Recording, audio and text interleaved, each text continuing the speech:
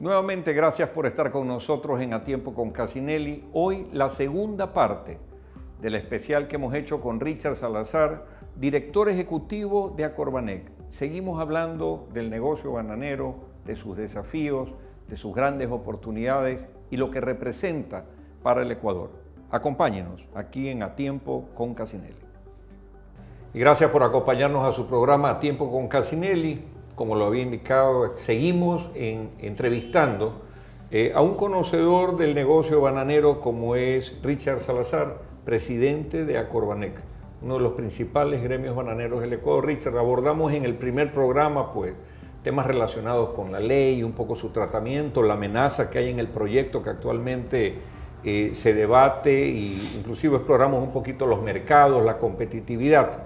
Pero una de las cosas importantes que tú resaltaste es que al banano como que se le ha metido mucho la mano en temas de impuestos, tributos, como que cuando un producto es ganador y se viene por ahí una reforma y dice, ¿sabes qué? Créale algo especial porque les está yendo demasiado bien.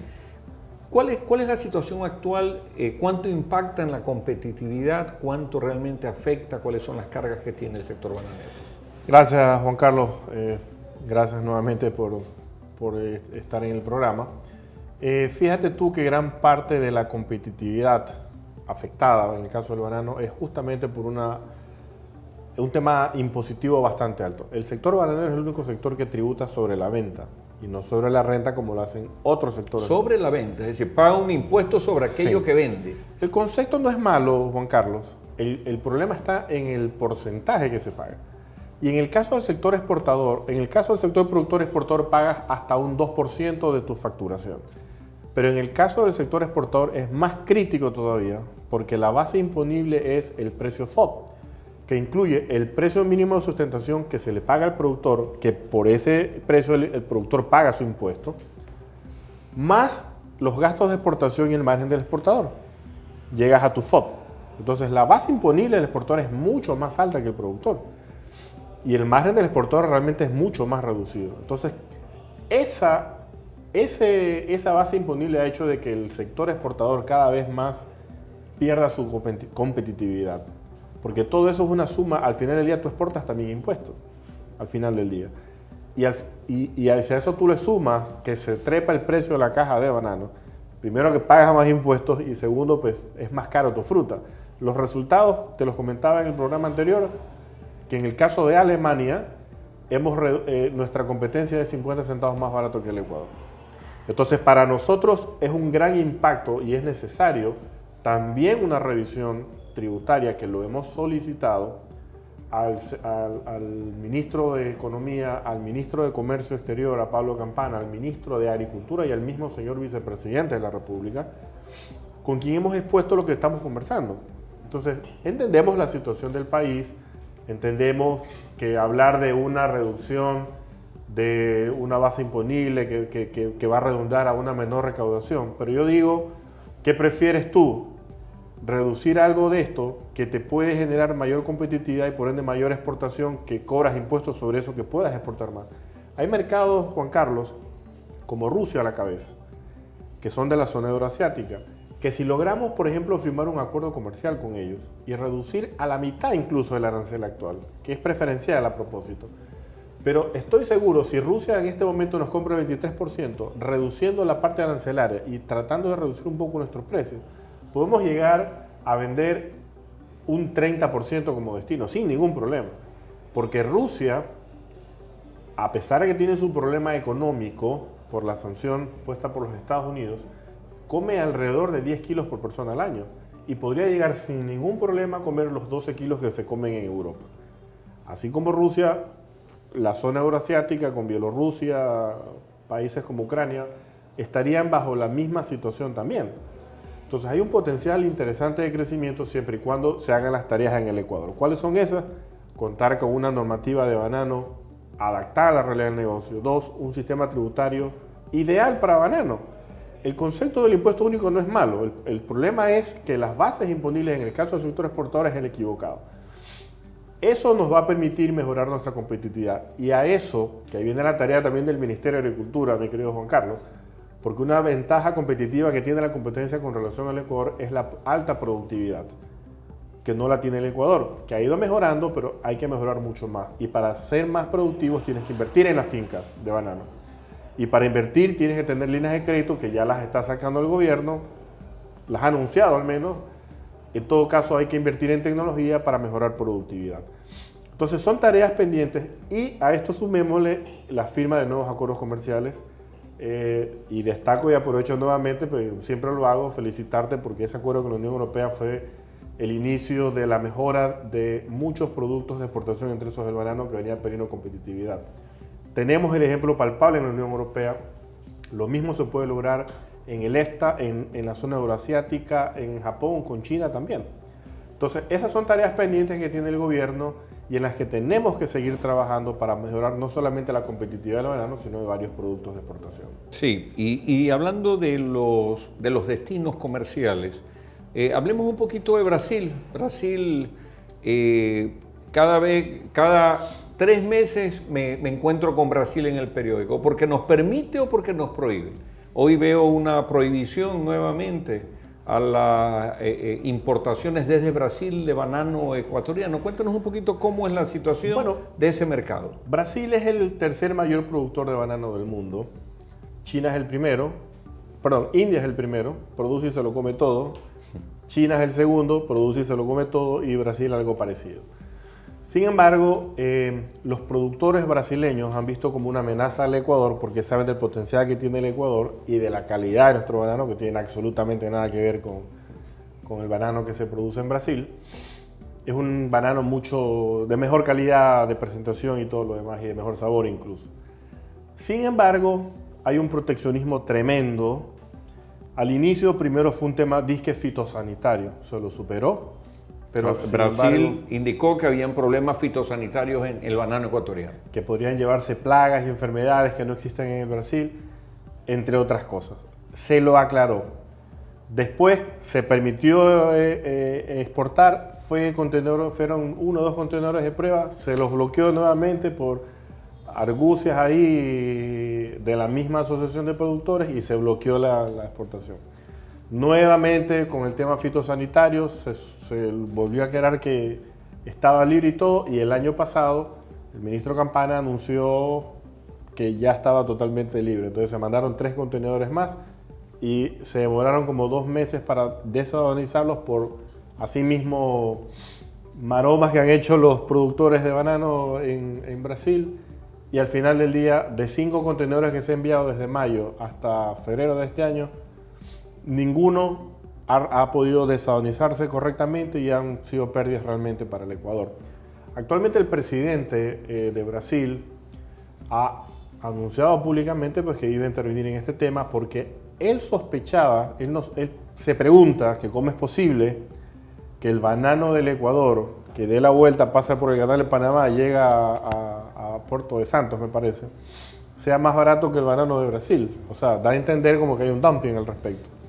Entonces yo le podría responder al respecto que nuestro banano tiene el mismo precio en todos los mercados del mundo.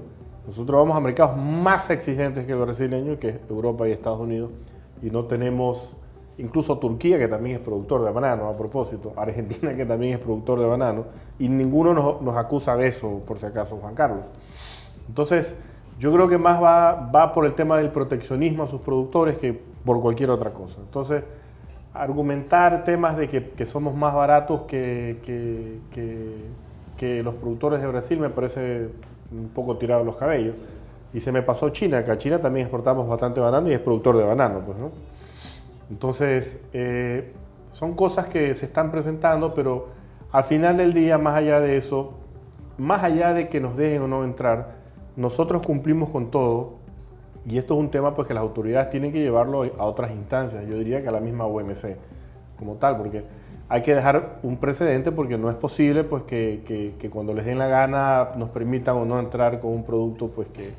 Y fíjate tú, no es que nosotros vamos a competir a quitarle toda la población, porque nosotros calculamos que hay un segmento de alrededor de unas 80.000 cajas semanales que podrían captarse, no más, un banano premium. Hay muchos europeos y americanos que viven en Brasil, que son los que podrían ser parte de ese target. Sí, de acuerdo. Con Brasil es un tema a analizar, ¿no? Si no es el banano, es el camarón, sino los 2 productos Pero en todo caso es un mercado que hay que pelearlo porque obviamente eso permite diversificar la producción. Vamos a hacer un corte comercial y regresamos en un momento con A Tiempo con Casinelli.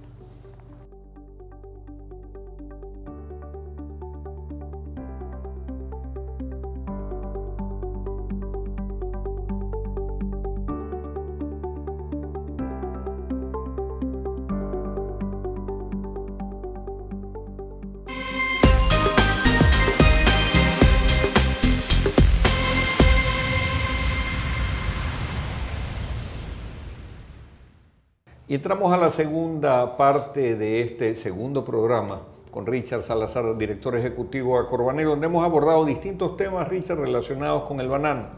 Vamos a hablar un poquito, regresar nuevamente al tema de la producción local. Y tú decías que en gobiernos en el gobierno anterior se implementaron determinadas reformas que regularizaron hectariaje.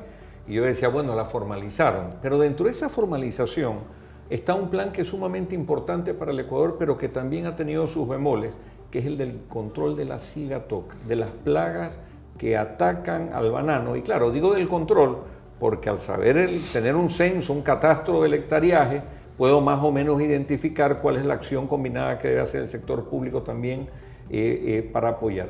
¿Cómo está el control de las plagas en el Ecuador? Uno, dos, ¿cómo está el tema del banano orgánico? Hay gente que dice que el banano orgánico es un mito. Un poco, ¿cómo está este asunto manejado en el Ecuador? Bueno, mira, con relación al tema de la sigatoca negra hay controles químicos básicamente, con fumigación aérea en la gran mayoría. Hay otros productores más pequeños que usan autogiros, que son como pequeñas avionetas, pero como helicóptero a la vez, que fumigan en espacios más pequeños. Y hay otros que hacen con mochilas de espalda, que vas y fumigas. Sin embargo, yo creo que en general, los productores han venido haciendo su trabajo en cuestiones de controles. Hay zonas que se aplican más que otras por factores climáticos. Por ejemplo, en la zona de Quevedo, en la zona alta de los ríos, se aplican más ciclos de fumigación con relación al oro. Pero el promedio nacional, Juan Carlos, no llega a 23 al año pasado. Si comparamos nuestros ciclos de fumigación de sigatoca con la competencia aplica de 2 a 3 veces más que nosotros. Entonces ahí tienes una ventaja comparativa importante, que tiene una menor carga química nuestro banano. Pero en general el control lo hacen los productores, y hay productores y productores. Hay productores que hacen su trabajo y hay otros productores que simplemente pues recopilan el dinero y invierten en cualquier cosa menos en sus fincas. De eso también hay muchos. Yo no te digo que eso contamina. Puede contaminar, pero interviene Agrocalidad inmediatamente y ponen en cuarentena si es necesario. Pero en general yo creo que está controlado. Por otro lado, y esto es un tema importante que quería comentártelo, el Ecuador ha venido trabajando desde hace muchísimos años en certificaciones de sus plantaciones de banano. ¿Qué es una certificación? Es una certificación de que estás cumpliendo con normativas laborales, ambientales, tributarias incluso. ¿Quién hace esta certificación? Por ejemplo, Global Gap, por ejemplo, o sea, organismos internacionales certificadoras internacionales que te permiten entrar a mercados como el de Europa y el de los Estados Unidos sobre todo. Sobre todo Europa, que es el que más te exige. Entonces tú tienes varias, ¿no? Revifores, Global Gap, Free Trade, SEDEX, entre otros más. Entonces el Ecuador ha venido en un proceso desde hace más de 10 años, Juan Carlos, trabajando en eso. Entonces nuestro banano cumple con diferentes estándares internacionales. Y algo que es importante destacar, porque ya he escuchado a un señor que para mí no es ecuatoriano, debe ser de cualquier nacionalidad menos ecuatoriano, que se ha dedicado a hablar de los productores y exportadores de banano, que un poco más hay explotación laboral, un poco más estás en tu casa y te fumigan las avionetas, cuando eso no es cierto. Yo no digo que no habrán casos particulares, pero una particularidad no es la generalidad en el Ecuador, Juan Carlos. Entonces, nosotros cumplimos con estos estándares. Y es más, en la parte laboral, fíjate tú que eres abogado me podrás confirmar lo que te voy a decir. Nuestra normativa laboral es una de las más exigentes en Latinoamérica. Claro.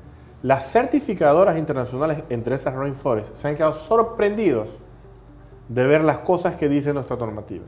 Perdóname, nuestra competencia no te paga 2 salarios adicionales al año, no te reparte utilidades, pues. Nosotros sí lo hacemos en el Ecuador. Entonces, esos aspectos ¿Por qué este señor que se ha dedicado a hablar de todo, menos de esas cosas positivas que también se dan en el Ecuador? No sé con qué intención, pero en todo caso, nosotros estamos para decir la verdad e invitar a las personas, a los clientes, ya a los supermercados, que son clientes nuestros, importadores que han venido, saben de lo que te estoy diciendo. Han visitado constantemente las fincas, entre otras cosas, y se dan cuenta de lo que hay. Ahora, el Ecuador tiene que adaptarse a tendencias en el mundo. Y entre esas tendencias está justamente a consumir productos orgánicos en algunos casos, o simplemente que cumplan con responsabilidad social, ambiental y laboral. Entonces, eso es un poco, esas tendencias se están dando en el mundo y por eso es que estamos accesando a esas certificaciones para poder llegar con ese valor agregado a los diferentes mercados de consumo. Pero es muy importante identificar estos ataques, para llamarlos así, de donde vengan a la producción ecuatoriana, porque efectivamente la calidad del banano ecuatoriano es competitiva porque también tiene estas certificaciones que le permiten acceder al mercado. Europa no es un mercado fácil, esto no es cuestión de que producimos banano y mandemos a Europa. Europa exige calidad y la cumplimientos de estándares y normativas. Estándares sumamente altos.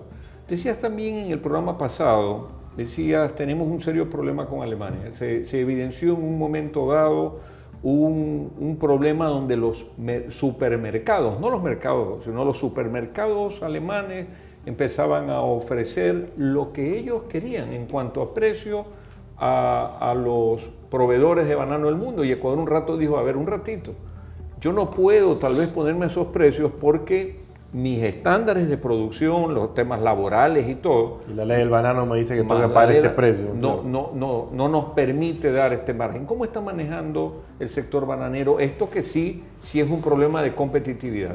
Mira, el mercado es así, Juan Carlos. El mercado se traza la cancha, yo te ofrezco esto, tú me das esto y hay una negociación, ¿verdad? Que quizás lo podrán hacer otros sectores como el camarón, pesca, etc. Pero en el caso del banano tenemos esa camisa de fuerza que es la ley del banano, que no me permite vender a un precio menor al que me establece el precio mínimo de sustentación a pagar al productor. ¿Cuál fue la reacción nuestra? Porque obviamente nos plantearon eso, digamos.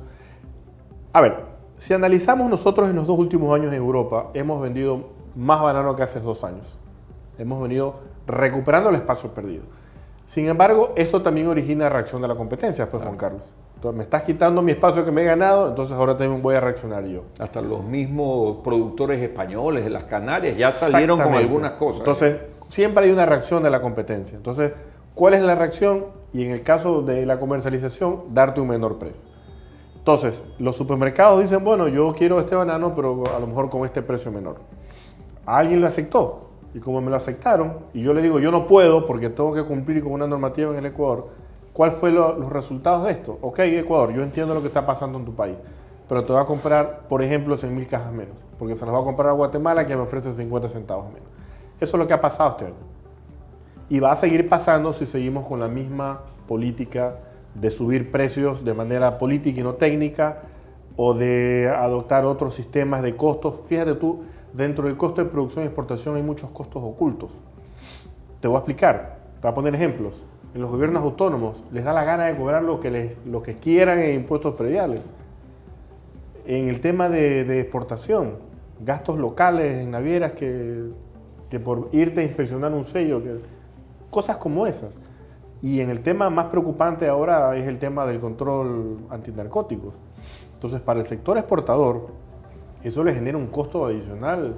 Es una carga adicional costos, ¿no? que ahora hay un control que se da desde las haciendas, toda la cadena logística. O sea, el sector exportador ha invertido en temas logísticos de seguridad, que todo eso al final del día se plasma en costos y gastos, mi querido Juan Carlos. Entonces, sin embargo, esos son costos y gastos ocultos que te decía que están inmersos en esto. Entonces, el Ecuador sigue siendo todavía, a pesar de que mejoramos el acceso, en los 2 o 3 últimos años hemos incrementado también costos de producción y de exportación también. Entonces, lastimosamente dependemos de eso y este año la reacción fue de la competencia en bajar el precio. Entonces, nos están quitando espacio. En este momento en Alemania, el próximo año pueden ser en otros mercados. Por eso es que tenemos que cambiar la política bananera en el Ecuador, estimado Juan Carlos. Bueno, y ese es el gran desafío, el gran mensaje, ¿no?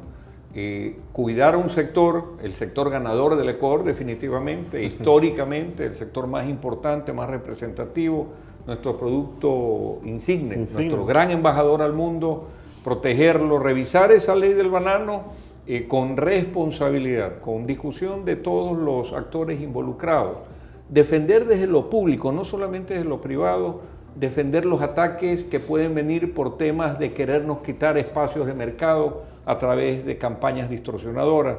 Todo eso está contenido en estos desafíos que tiene el sector bananero y que obviamente desde nuestro programa, desde nuestra perspectiva, siempre estamos dispuestos a apoyarlo porque más de 500.000 personas dependen de manera directa o indirecta de la producción de banano en el Ecuador. Quiero agradecerte, Richard, la gentileza de habernos acompañado. Acorbanec es un referente ya de la representatividad de un gremio bananero en el país.